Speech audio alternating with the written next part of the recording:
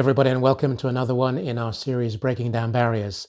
My name is Chris Igwe, and these series are inspired by my book Breaking Down Barriers, My Journey from a Small African Village to the World Stage. That world stage being whatever you want it to be. I take a chapter and just share with you some insights and thoughts and particular comments which I hope are going to at least shed some light in your own life as to how you can implement these thoughts and ideas in the hope of improving or overcoming or addressing whatever it is that you have. So this chapter is called Beware of the Negative Impact of Unconscious Bias. Beware of the negative impact of unconscious bias. Now, what do I mean by that? Well, the first is that we all have preconceived ideas, don't we? We walk around in life, we make judgments. Sometimes they take time, sometimes they're instant, but we always are judging what we see, what we hear, and how that relates to us, which we'll go into over these next few minutes. So the first is kind of addressing the issue of unconscious bias. Now, unconscious bias in a very simple form is the fact that we make a judgment based on something that is different to our own lives or to what we see or where we stand or what we think. They become so ingrained in our nature and our behavior and our view of the outside world that they become literally unconscious, and they become a bias. A bias mainly, essentially in relation to somebody else, which is what I want to focus on today. Now let's take an example, a very simple one.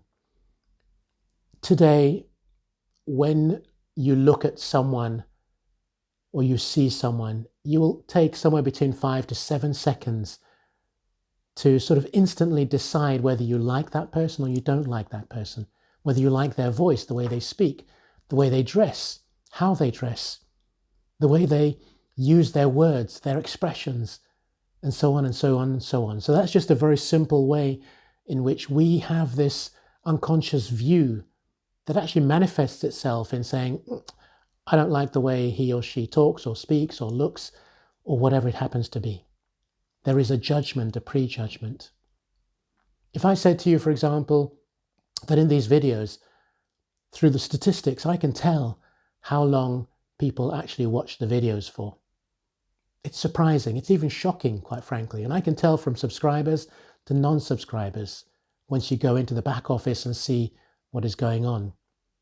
Now, I could say, well, my judgment, my assessment is that nobody cares about what I'm saying because the attention span is actually so short. Now, I'm not talking about attention span anyway, but I know the fact that many of us, because I have that as well, although I work on it, I make judgments. When I watch somebody else's video or the way in which they speak or they dress, I get distracted by what I'm seeing as opposed to the words that they're delivering. And that's the thing that I want to leave you with, which is to say, see beyond what is the obvious. See beyond what is the visual, because so often it destroys our ability to be very clear about who we see.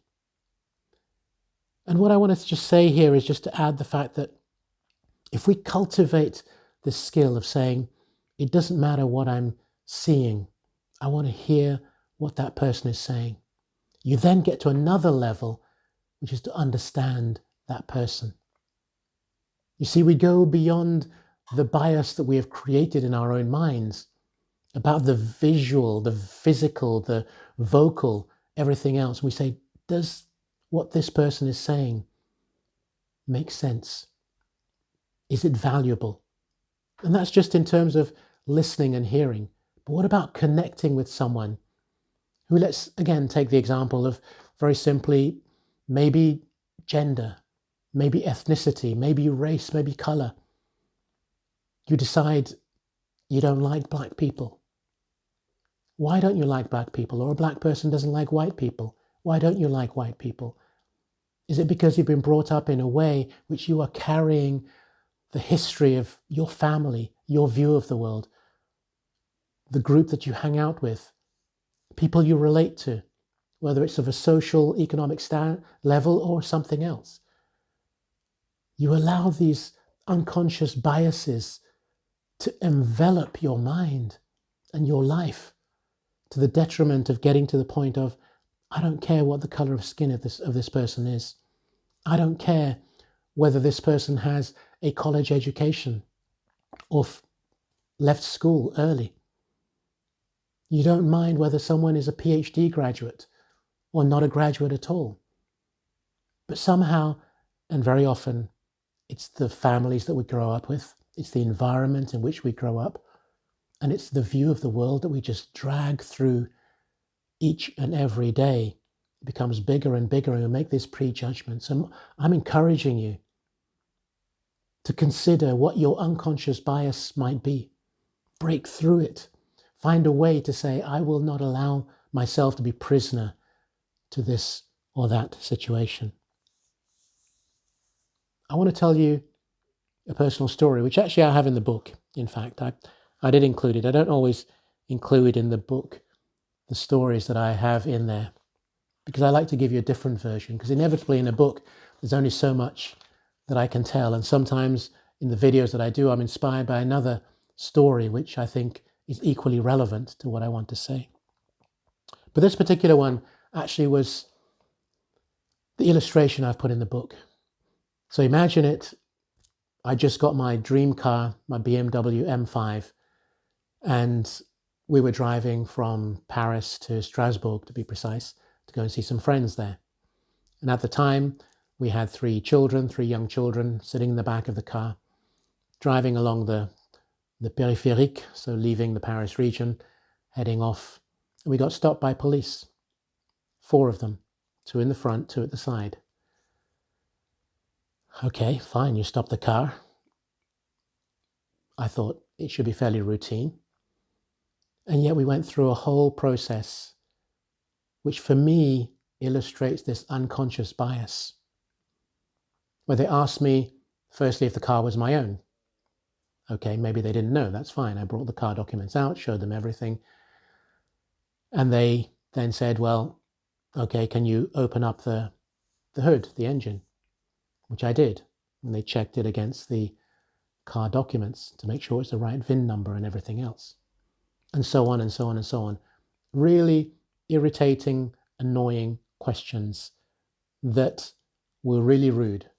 At the end of the day, they were doing their job, I get it. But at the same time, sitting in the car, 3 young children having a happy meal at McDonald's, actually. My wife is Scottish, so white and black together, we're married, kids in the back enjoying a McDonald's. Would I really look like I had stolen the car, or been a car thief or a drug runner or whatever? It doesn't really matter. You can make this story into something that is much bigger in many ways, given what's going on in the world today. But for me, this was a clear illustration, not just of the fact that we got stopped, but the kind of questions that were being asked. They were derogatory, they were denigrating, they were rude, and everything else that goes with it. Now, this isn't the only situation. The joy of driving a BMW, an M5, very fast car, yes, I got stopped regularly, but it did not prevent me from enjoying the experience of having the car I'd always dreamt about and had as my goal and objective to buy, and eventually I was able to buy it. My point here is that we have unconscious biases.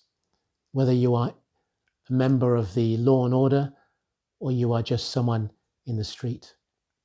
We all have this because we are born, we're not born with it necessarily, but we grow up with it and we start to learn more and more. And so I'm really encouraging you. I really want you to break this down, break away from these preconceived ideas, these unconscious biases that cloud your ability to really connect at a human level with human beings.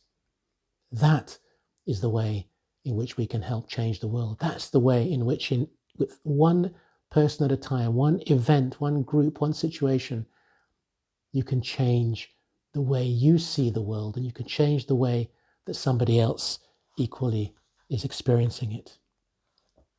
And I have, just to round off, an action item in here, which I'd very much encourage you to consider looking at, doing, answering the questions. I say we live in a world of diversity. Find a group of people of a different nationality or ethnicity to your own and get involved in some way, shape, or form. Learn to set aside preconceived thoughts and ideas and embrace the experience. See, if we do that more and more as individuals, as groups, we cross that threshold, we break down those barriers, and we become more united in thought and in action and in empathy and caring for each other. So I hope this has left you with some ideas. Look at your own life, see what it's like. Maybe you don't have unconscious bias, but I can guarantee that you do. You just haven't looked hard enough, because we all have them. I still work through it every day today, not because it's a big impact, but because what I write about actually matters to me. And what I write about, I want to use as my flashlight, as it were, my torch, my beacon, to make sure that I don't repeat things that I have done in the past, or that if I can help others to see for themselves, that gives them their own path as well. So I hope this has resonated. Please feel free to like, comment and share, and of course subscribe to the channel. Leave me any comments and thoughts. Love to hear what they are, and I look forward to speaking to you very soon. Thank you.